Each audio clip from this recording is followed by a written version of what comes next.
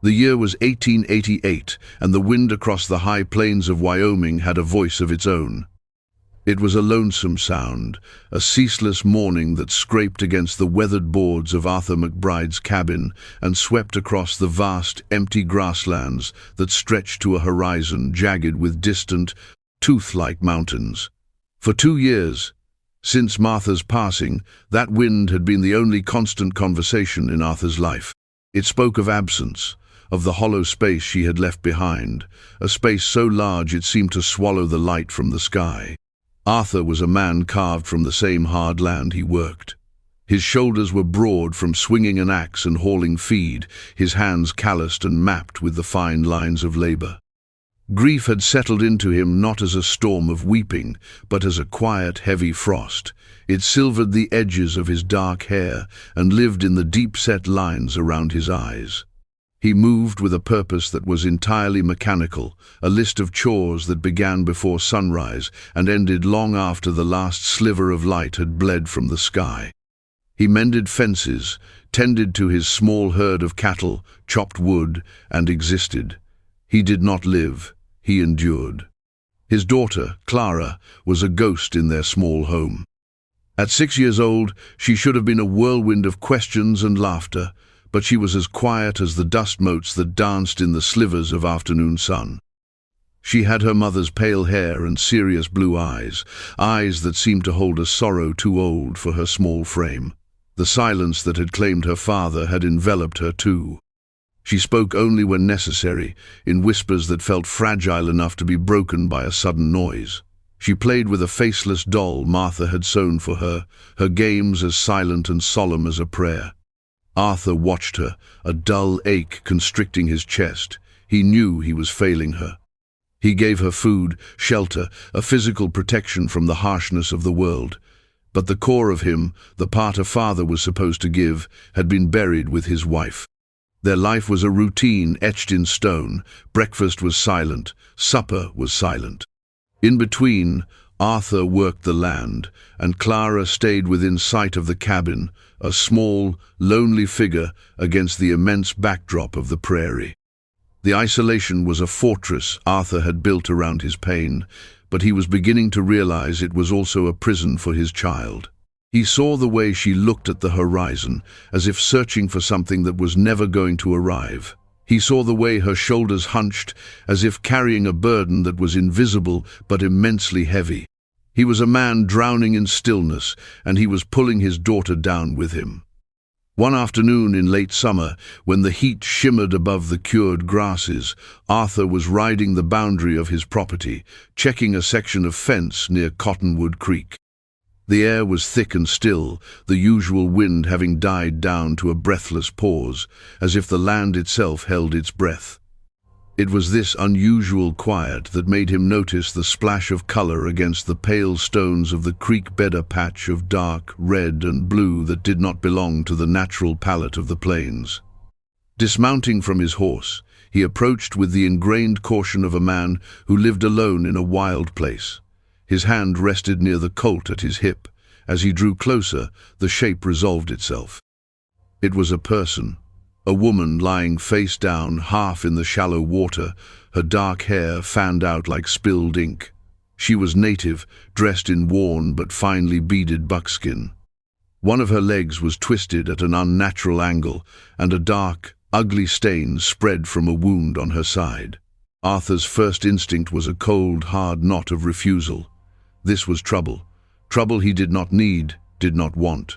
The nearest town, Bighorn, was a full day's ride, and its citizens held no love for the Cheyenne or the Arapaho, whose ancestral lands this was.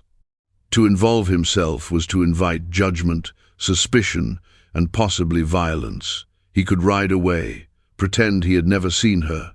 The coyotes and the unforgiving sun would do the rest. It was the law of the prairie. He stood there for a long moment, the silence pressing in on him. The woman did not move. He saw the slight, almost imperceptible rise and fall of her back. She was still alive. He thought of Martha, how she had wasted away from the fever, how he had been helpless to stop it. He thought of Clara, alone back at the cabin, her silence a mirror of his own. To leave this woman to die felt like another kind of surrender, another piece of his humanity he would be leaving to bleach under the sun. With a curse that was more a prayer of resignation, he strode forward. He knelt in the cool water, his knees sinking into the soft mud. Gently, he turned her over. Her face was gaunt, her lips cracked and blue. A fever burned in her skin, a dry, dangerous heat. Her eyes fluttered open for a second, dark and clouded with pain and delirium, before sliding shut again. She was young, perhaps no older than Martha had been. He looked around, scanning the empty landscape. There was no one, no tracks but her own, staggering and uneven, leading from the east. She was alone, fleeing what or from whom he couldn't know. The decision, once made, settled in him with a grim finality. He could not leave her. Whatever his heart had become, it was not yet barren enough for that. With a grunt of effort, he gathered her into his arms. She was lighter than he expected, a fragile weight against his chest.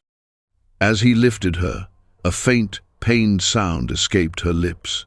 It was the first human voice, other than his own or Clara's whisper, that he had heard on his land in months.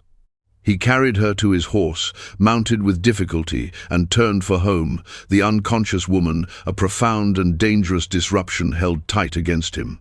Clara was on the porch, a small sentinel watching his approach. Her eyes widened as she saw the figure slumped in front of her father. She didn't speak, but a flicker of something fear, or maybe just pure shock, crossed her face. "Go inside, Clara," Arthur said, his voice rough. "Get a blanket. Put the kettle on the stove." The child vanished without a word. Inside, the cabin felt small and cluttered with the woman's presence. He laid her gently on his own cot, the only proper bed besides Clara's small one.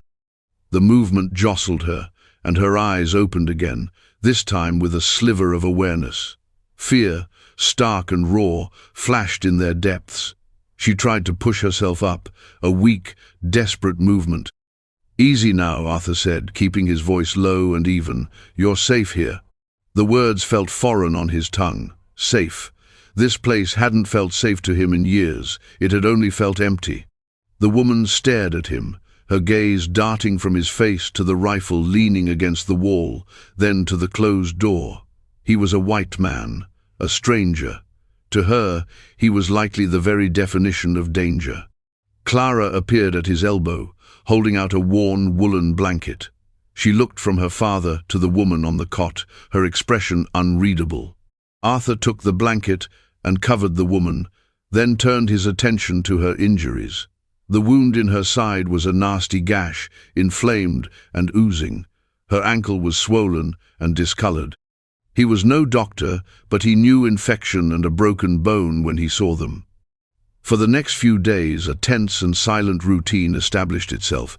Arthur cleaned and dressed the wound with hot water and carbolic soap from his meager medical supplies. He splinted her ankle with 2 flat pieces of kindling and strips of torn flour sack. He spooned broth and water between her cracked lips, forcing her to drink when she was too weak to lift her own head. He did it all with a detached efficiency, a grim focus that kept his own thoughts at bay. He was not helping a person, he was fixing a problem that had landed on his doorstep. But she was a person. During the long nights, as he sat in a chair by the hearth, watching over her while Clara slept, the wall of his detachment began to crumble. In the grip of the fever, she would murmur in her own tongue, her words soft and rhythmic, like a song or a prayer. Sometimes she would cry out, a sharp sound of pain or terror that made Arthur's own heart clench. He saw not just an Indian, a stranger, but a woman in agony, haunted by her own ghosts. Vivina, as he would later learn her name was, fought for her life with a silent, stubborn ferocity. The fever raged for 3 days, and twice Arthur was sure he would lose her. But on the 4th morning, he walked into the cabin after morning chores to find her awake, her eyes clear for the first time. The fever had broken. She was watching him, her gaze no longer clouded by delirium, but sharp with an intelligent, assessing caution. He nodded at her, a gesture that felt awkward and insufficient. "You're looking better." She said nothing, just continued to watch him as he moved about the small room, stoking the fire, preparing a thin gruel of oats. Clara sat at the small table, her head bent over her doll, but Arthur could feel her attention fixed on the woman in the cot.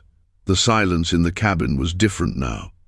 It was no longer the empty silence of grief, but a charged silence, heavy with questions and uncertainties.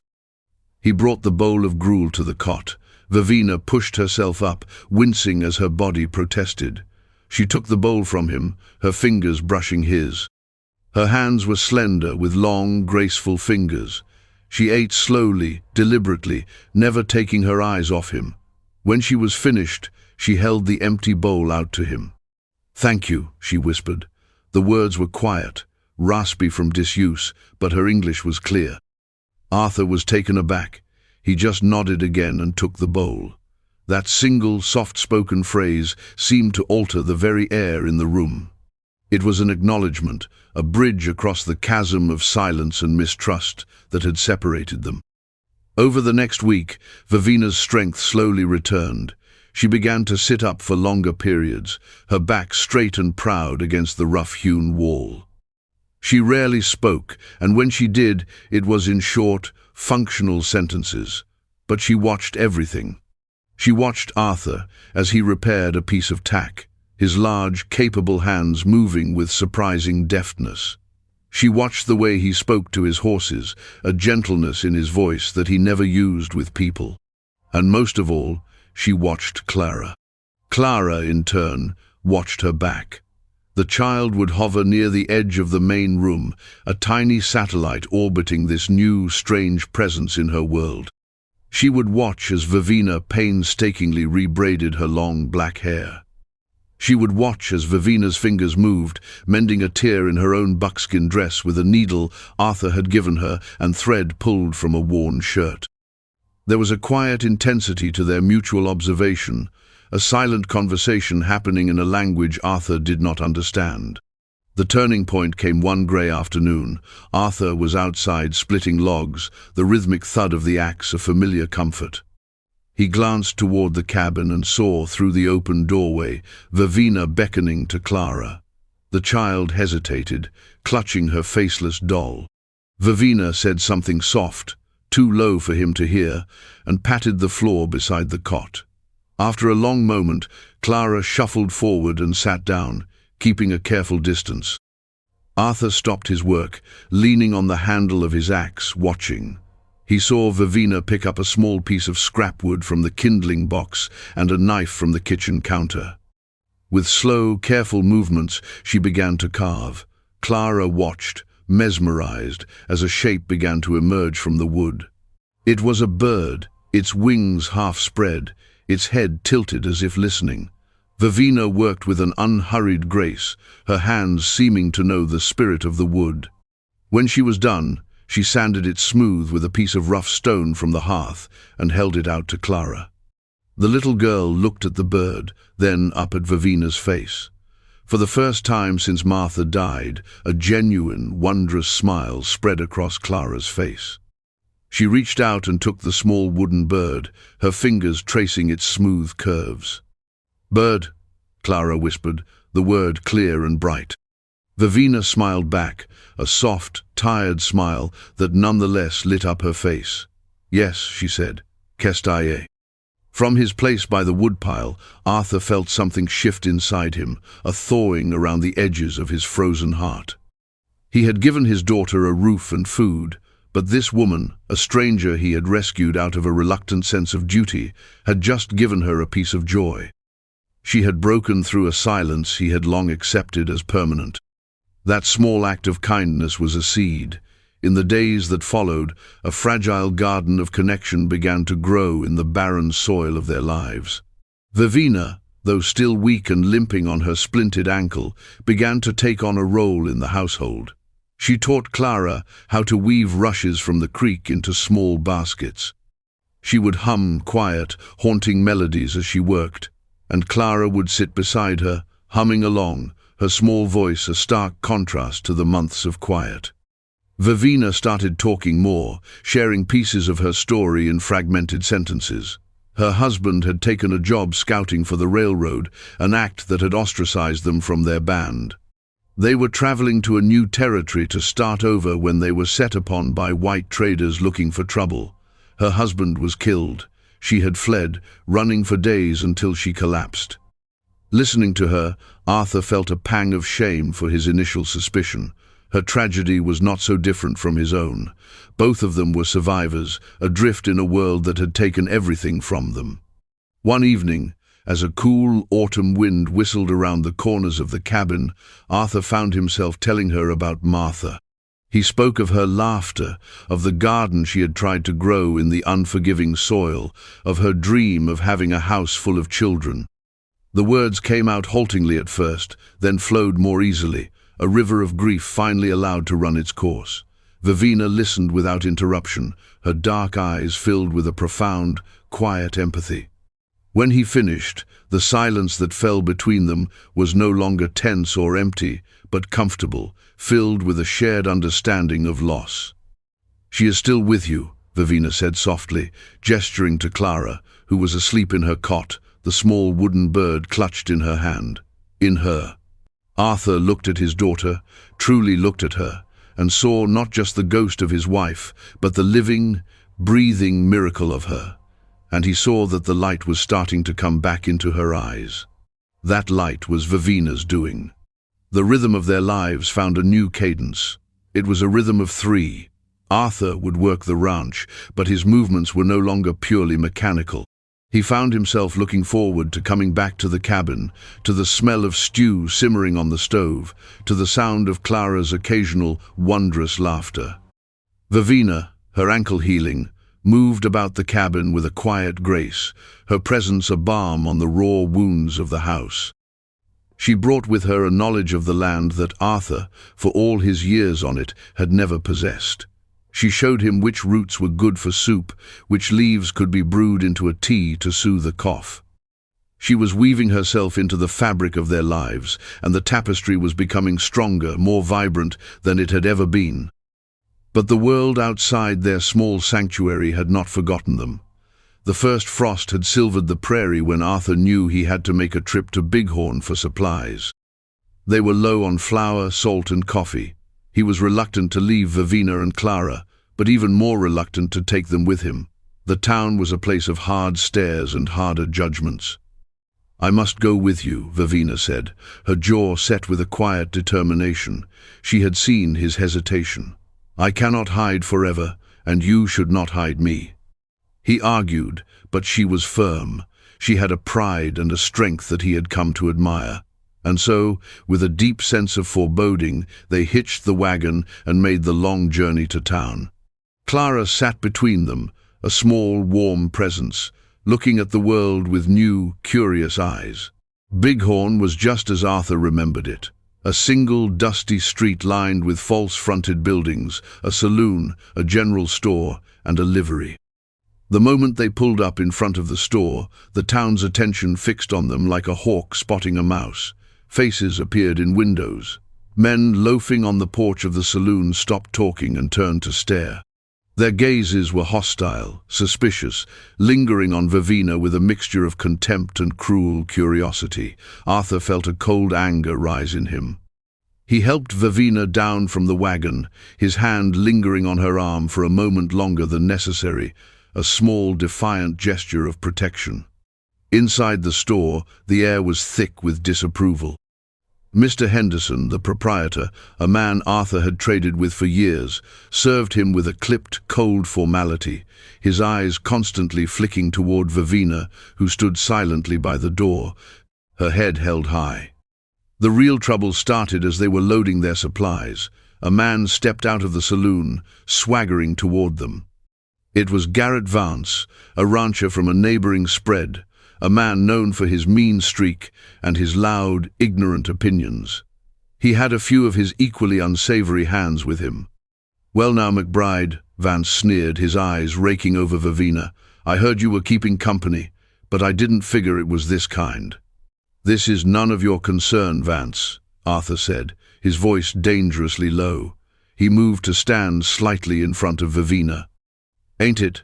Vance spat a stream of tobacco juice near Vivina's feet. "There's been talk of renegades from the reservation, stealing livestock. Maybe we found one." "She's with me," Arthur said, the words as hard as granite. "She's under my protection. Now back away." Vance laughed, a harsh, ugly sound. "Protection? You bring this filth into our town, near our women and children, and you talk about protection." He took a step closer, his hand dropping to the pistol at his belt. "I say we take her to the sheriff. Let him sort it out." The air crackled with tension. The other men with Vance fanned out, their expressions hungry for violence. Arthur's mind raced. He was one man against four. He could see Clara's face, pale with fear, peeking over the edge of the wagon seat. This was what he had been afraid of. The sanctuary he had built was nothing but a fragile shell against the hatred of the world. "I'm telling you for the last time, Vance," Arthur said, his body coiled like a spring. "Get on your horse and ride out." For a long moment, no one moved.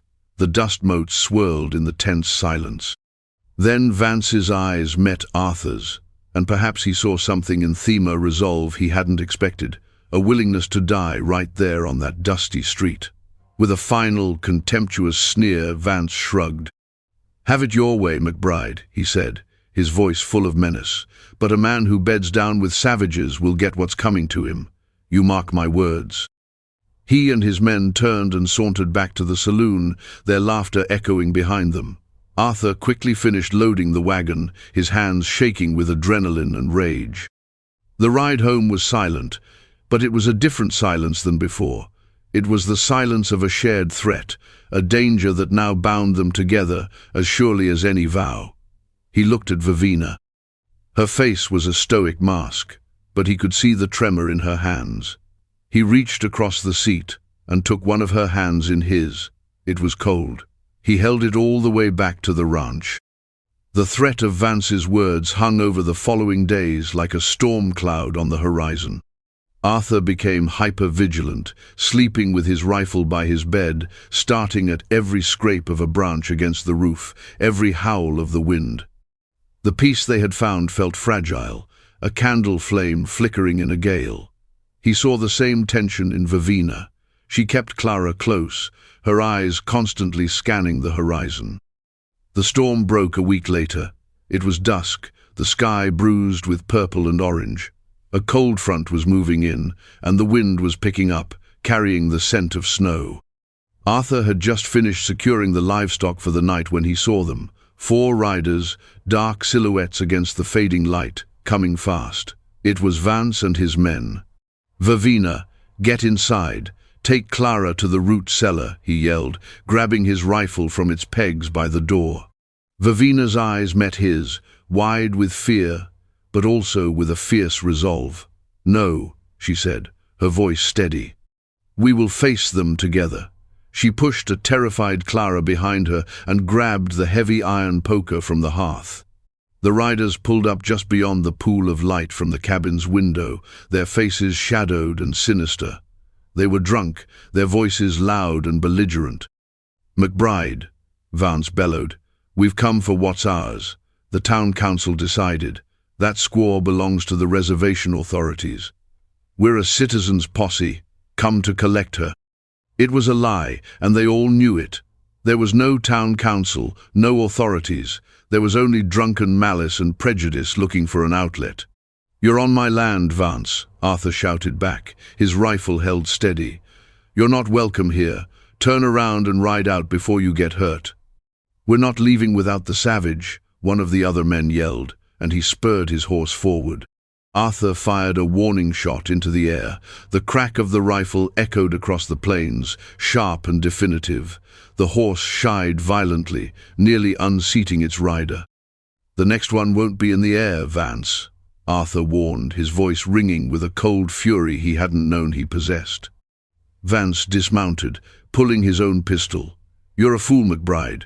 You'd die for her."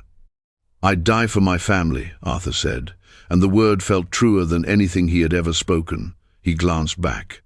Vivina stood in the doorway, poker held like a weapon, her body a shield in front of his daughter. They were a line, a fortress wall of three. Vance and his men started to advance on foot, spreading out to approach from different angles. The situation was spiraling out of control. It was 4 against 1 armed man and a woman with a fireplace tool. The odds were impossible. Then something happened that no one expected. From behind Vivina's legs, a small, terrified figure darted out onto the porch. It was Clara. Her face was streaked with tears, her small body trembling. She looked at the menacing figures advancing on her home, on her father, on the woman who had taught her to smile again. And she screamed. It was not a child's cry of fear. It was a raw, primal sound of pure rage, a sound torn from the deepest parts of her soul. It was the collective anguish of a lost mother, a silent father, and a stolen childhood, all unleashed in one piercing, shattering shriek that cut through the wind and the men's drunken shouts. The effect was electric. Vance and his men stopped dead in their tracks, stunned into silence by the sheer, unexpected force of the sound coming from the tiny child. They stared, mouths agape. In that moment of shocked hesitation, Arthur saw his chance. He wasn't aiming to kill, but to end this. He leveled his rifle and fired again, the bullet thudding into the wooden porch post right beside Vance's head. Splinters flew, and Vance yelped, scrambling backward and falling in the dirt. That broke the spell. The drunken courage evaporated, replaced by a sudden, sober fear. Vance's men looked at their fallen leader, at the determined man with the rifle, at the fierce woman with the iron poker, and at the small child who had just screamed with the fury of a she-bear. This wasn't the easy sport they had imagined. "Let's get out of here," one of them yelled. They scrambled back to their horses, hauling a sputtering Vance up with them. In a clatter of hoofbeats and shouted curses, they galloped away into the darkness, swallowed by the vast, indifferent plains. Silence descended, broken only by the keening of the wind and Clara's ragged sobs. Arthur lowered his rifle, his entire body trembling with the aftermath of the confrontation. He rushed to the porch and swept Clara up into his arms, holding her tight against his chest. "It's all right," he murmured into her hair. "It's all right. You're safe. We're all safe." Vivina came and put a hand on his back. Her hand was steady. He looked at her over Clara's head, and in the dim light from the cabin, he saw everything in her eyes: relief, fear, and a deep, abiding gratitude. In that moment, the last of the walls around Arthur's heart came down, washed away by the flood of fierce, protective love he felt for the two people before him. He hadn't just defended his property, he had defended his home. In the quiet aftermath, a new reality settled over them. The violent confrontation had not broken them, it had forged them.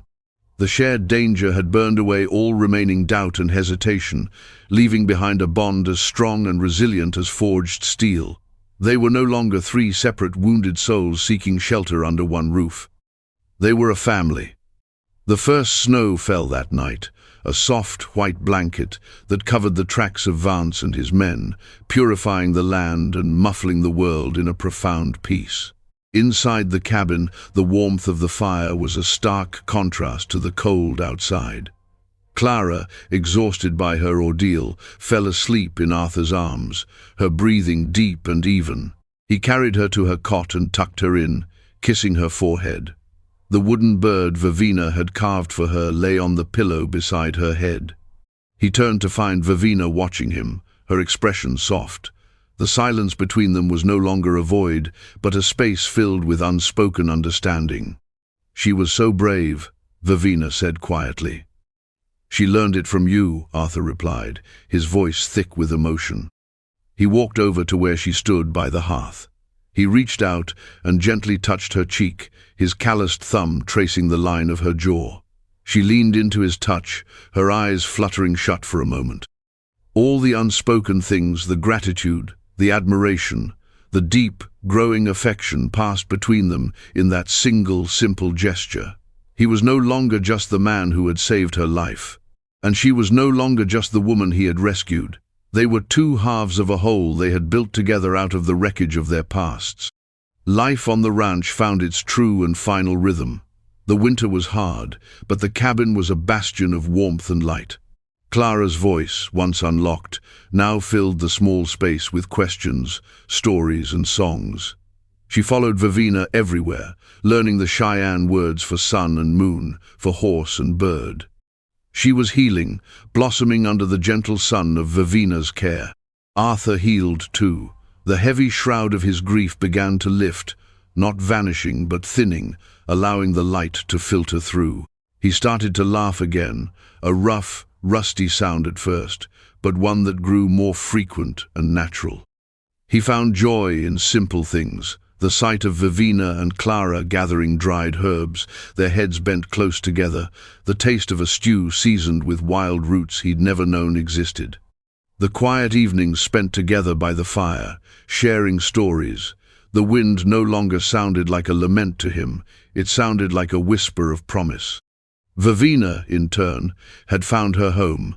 The haunted, hunted look in her eyes was replaced by a serene confidence. She belonged here. The land that had almost claimed her had, in the end, given her a new life. She planted a small garden in the spring, in the same spot where Martha's had failed. But under Vivina's knowing hands, using seeds she had carefully saved, green shoots pushed their way through the stubborn soil. One evening in early summer, Arthur stood on the porch, watching as Vivina showed Clara how to gently water the new seedlings. The setting sun cast them in a golden light, their silhouettes blending together. Clara laughed, a pure, happy sound that was now the true music of the ranch. Vivina looked up and saw him watching, and a slow, beautiful smile spread across her face. In that moment, Arthur McBride understood the profound truth of his journey. He had stumbled upon a dying woman in a creek bed and, in an act of reluctant humanity, had brought her into his home. But in saving her, he had done so much more. She had, in turn, rescued him from the silent prison of his grief, and she had given his daughter back her voice, her childhood, her future. He had thought he was offering shelter from the storm, when all along she was the one bringing the life-giving rain to his barren world. He had found more than a survivor. He had found the missing piece of his own soul.